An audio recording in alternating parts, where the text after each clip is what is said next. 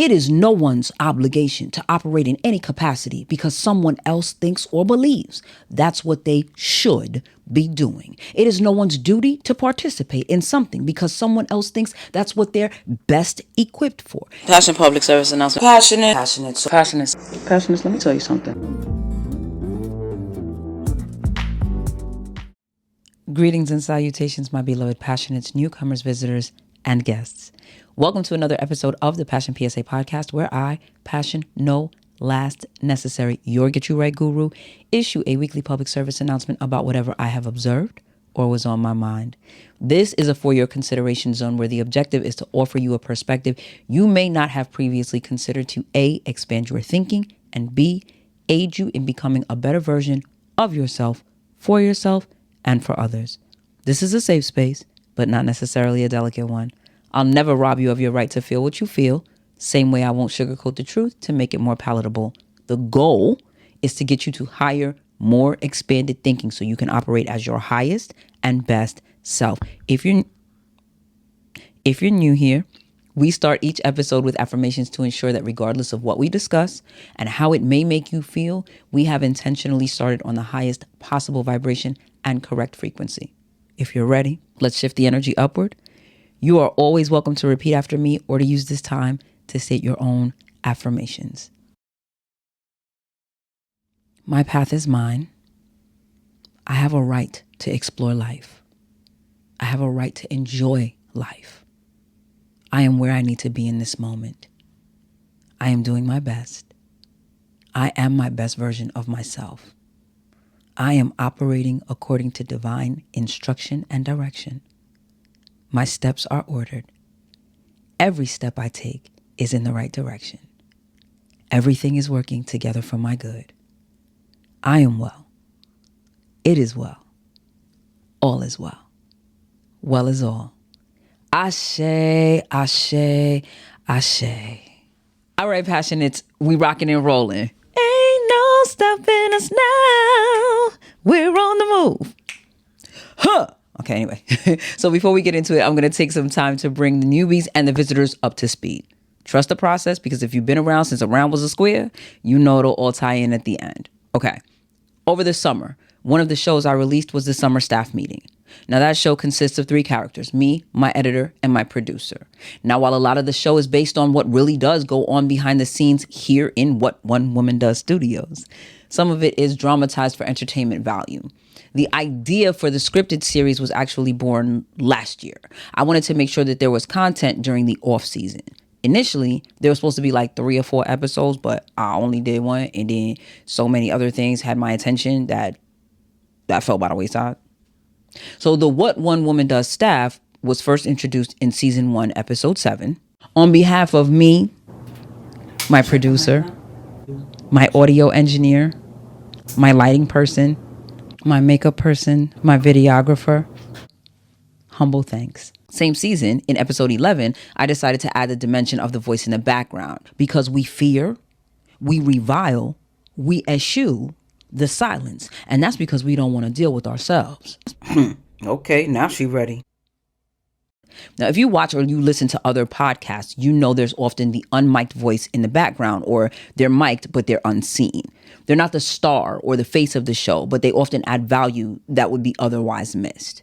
When my former partner and I started our pod, we had a producer and we enjoyed his input and bantering with him, but he didn't want to be seen if we were going to do like a video episode or mic'd for audio. He wanted to be in the background and more like a live studio audience member. But it was a really great add-in, and we really valued it. So after having introduced my team of one woman wearing all the hats in episode 7, and then this co-signing individual in episode 11, I decided that I liked the additional component and that I would extend it out in the finale episode. Then we didn't hear from the team until like episode 3 of season 2, and then radio silence until this summer. Why? Well, a lot of reasons, but time is a huge one, right? It takes time to write these episodes. It takes time to proofread and table read each episode. It takes time to shoot and edit the episodes. So every additional component added requires additional time. Now, someone is saying, well, if it's going to take more time than you feel like you have, why are you doing it at all? You should just do a regular podcast. That's what we're going to discuss today. This pod is a priority. This pod is a priority, not my sole priority. I've expressed to you before that I do a lot because I like a lot of different things and I have many strengths. And when your goal is to explore everything that you found yourself capable of or enjoy, well, at least for some of us, there's a need to try all of the things. Sometimes that's just because you need to figure out what you're really interested in and most committed to. And sometimes you just need to do it like the one time. And then after that, your thirst is quenched, your desire is sated, you scratch the itch, and you're ready to go do some more living, learning, applying, teaching, and repeating. Y'all remember that from last week, right? LLATR, live, learn, apply, teach, repeat. Okay. Anyway, point is, many of us are encouraged to find that one thing that we really love and then concentrate all our energy and our effort into that. And that's good advice, right? Or like at least goodish. When you're building something, it takes time, attention, research, dedication, repetition. Oh my God, does it take repetition? It takes patience, fortitude, courage, and some kind of know-how to balance the importance of that with everything else, like school, depending on when we start our build, or work, because for many of us, the job is funding the business. And so importantly, and too often last or least respected, the people around us, which is its own project, because people who aren't doing what you're doing will always tell you all about how they could imagine how much work goes into what you're doing. And a lot of them actually can't. It's like the person who goes to the studio. They go to the studio with you thinking it's going to be so much fun. And an hour in, when you're still working on the same section of the song, they're bored and shiftless. They're falling asleep. They're annoyed because why are we still working on this one part when they ain't working on nothing but putting dents in the furniture, or they're searching for an escape route? Imagining what goes into it and actually doing what goes into it, not the same at all. So let's start with the people and their input and their wild imaginations that are so vivid and so colorful and so full of all of the shoulds. You're really good at this. You should be doing that. You're really good in this area. You should be in that space. You're so great participating in. You should be. Passionate. Do you remember the if P then Q formula from geometry? Probably not. And that's okay because this isn't a math episode, right? But the basic summation is that it's a conditional statement that is always true unless P is true and Q is false. And with too many of these oversuggested shoulds, Q is inarguably false. You're really funny. You should be a comedian. False. You have a beautiful voice. You should be a singer. False. You're really good at explaining things. You should be a teacher. False. While being good, great, or amazing at a thing is pertinent, and when I originally started composing this, I was going to say essential, but I checked myself because these qualities aren't absolutely necessary, which is the definition of essential. But they are relevant and can be beneficial to you getting best results if you're going to pursue it, especially as a livelihood.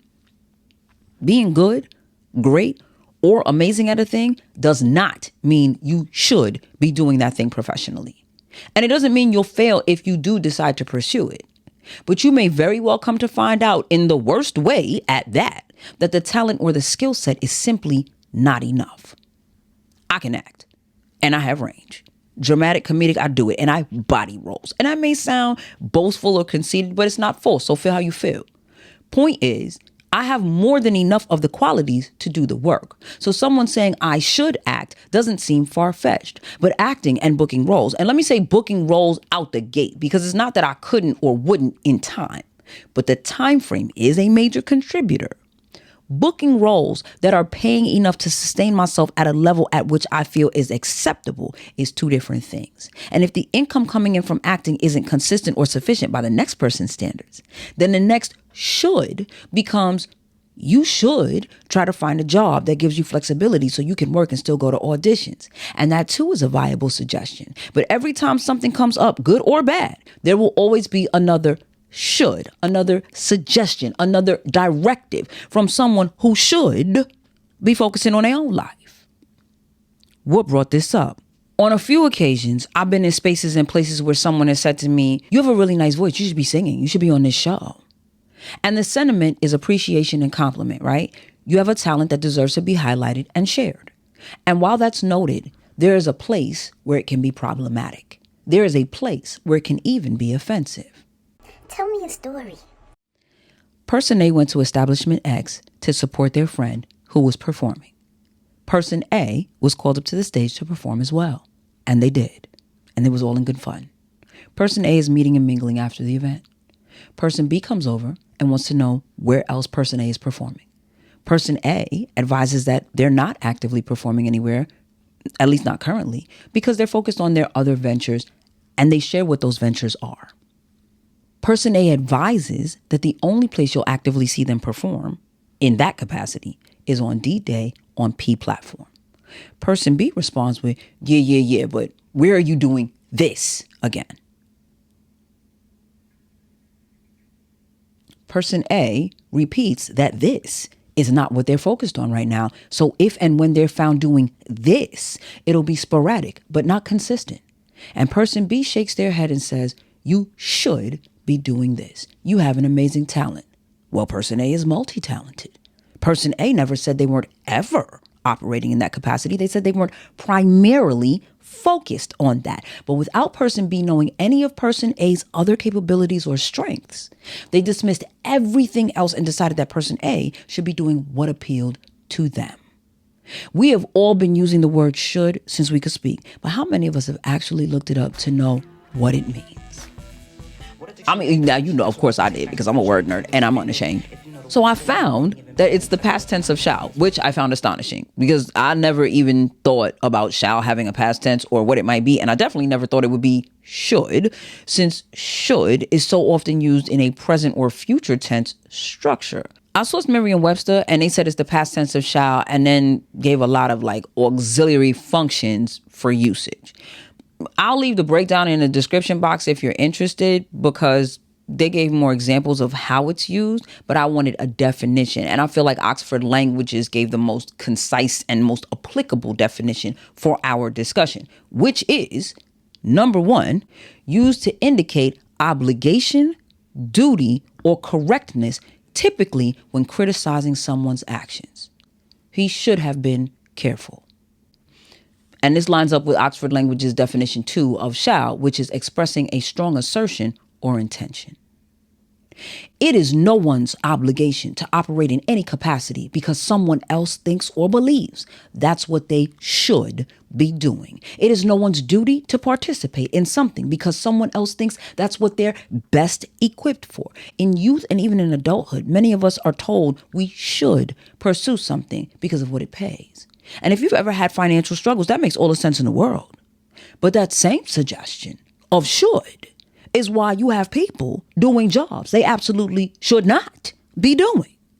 This job pays like $35 an hour. You should apply for that. This job also requires empathy, deductive reasoning, and excellent communication. You're mean and impatient. You might be a little stupid yourself, and you're a terrible communicator who gets upset when not understood, even though the reason you're not understood is because you're not making sense. That's not the job for you. But the job that's a good fit for your skill set and disposition doesn't pay like this one does. And you don't want to do any self-work. Self-work, mirror work, shadow work. You should do any one or any combination of those, but most people want the highest pay for the least amount of work, so they enter into a space where they should not be to do a job they should not do. And customer, client, patient, whatever category you fall into, Godspeed and beware, because this could go any kind of way, and it's probable that you're going to catch a bad break in this. You should be doing this because you're really good at it. But do you actually enjoy it? Do you even like it? Is that what you want to do? Doing anything repeatedly can become mundane. It can become stale and boring. Doing it because you're good at it isn't going to retain your interest.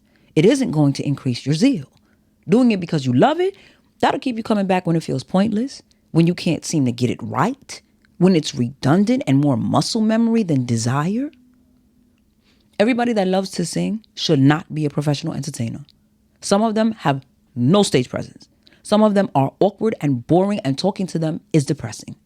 Yes, they are talented. Yes, the sound that erupts from them is angelic, but their heart is only in it when there's no pressure. When it's just a moment that they're having with self or happen to be having in the presence of others. It's something they can do, not necessarily something they want to do. There's a difference. Passion public service announcement. Passionates, stop trying to encourage people to do things for your entertainment. Stop trying to discourage people from doing what actually brings them joy. Stop trying to convince others they should be doing a thing because if you could do it, you would. Stop trying to lead people into settling. And I know I'm about to ruffle some feathers with this next point.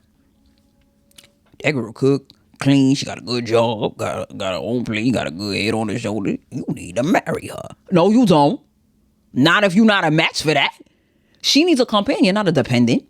She does those things to sustain herself. Do you equally do those things for yourself? Relationships are supposed to be mergers, not hostile takeovers. That dude spoils you. He gives you everything you want. He loves you. You should marry him. No, you shouldn't. Because you don't even like him. Appreciate him, absolutely. But commit your life to him because of what he'll do for you, knowing you don't feel for him what he feels for you, knowing you don't want to do for him what he's willing to do for you. That will make you a user. And it's only a matter of time before your mind, your eyes, or your body start wandering. You should not be entering into partnerships with people with whom you do not want to be partnered. If you really want to encourage someone, instead of telling them what they should do or offering your suggestions of what you believe to be their best life path, if you feel like someone has something that you think should be explored or furthered, first, ask them if they're interested in exploring or furthering that thing. If their answer is no and you really feel that strongly about it, ask them why. Then you can start countering and rebutting. I have a girlfriend with a beautiful voice. She won't sing at a karaoke where everybody sounds terrible. Why? Because according to her, she starts sweating in places she didn't know she could sweat. She feels sick to her stomach. She feels like she's going to pass out and her knees get weak. You ever been to a show and seen someone have to be scraped off the floor as soon as the show starts because their body failed them? As an attendee, you want them to feel better and be okay or whatever, but also you didn't come out to watch Rescue 911 live, right? But if they listen to you and your shoulds and your need tos, then this was what you suggested for them, no? No, because I didn't know it was going to be all of that. I was just saying they good at it, so it's something they could do. False. Don't try to switch the narrative now. Could is part of the can family. Could refers to ability. Should is instruction. And nobody wants to hear all of that, especially if the veridicality of it makes them wrong, guilty, or in any way complicit in someone else's downfall or demise. But not wanting to hear it and not needing to hear it is two different things. Someone suggested to me once that we go out to dinner so we could talk. Now, I found it kind of odd and rather random, but I was like, you know what? Why not? So we get to the place, they make brief small talk with me, and then they get to why we're really there. They thought I should apply for a job at the post office. Now, be advised, I wasn't unemployed. At that time, I was working in after school and acting. In my head, I'm like, you've seen me sing, act, do spoken word, and you know this is what I'm actively pursuing. This is what I want to do. I've never asked you for a cent to cover any expense, ever. And as I think about it, I wasn't asking anyone for any kind of financial help. And now you've taken it upon yourself to invite me out to dinner to tell me that you think I should apply for a job I have no interest in and isn't at all aligned with anything I'm working towards. Now, of course, lower self was ready to tell him to go straight to hell and get him 3 or 4 routes to get there. But higher self was so amused at the overflowing audacity and the unmitigated gall, I decided to probe to see what prompted them to make these uninvited, unwelcome suggestions. And as they rattled off all the financial pluses, I reminded them that they'd never heard me cry or grieve over financial instability. I advised them that their suggestion wasn't in alignment with my desires and my goals. And instead of backing down, they doubled down and told me to just consider it. And that put some distance between us. Significant distance. And then one day, I was doing a show, and they were in the front row of the audience. And after the show, they apologized because what they thought I should be doing was very much rooted in them believing that I wasn't good enough to succeed at what I was doing and wanted to continue doing. Remember, I said at the beginning it would all come full circle. According to someone, I should be at the post office. I know someone right now whose dreams are but a flicker since they followed that exact suggestion.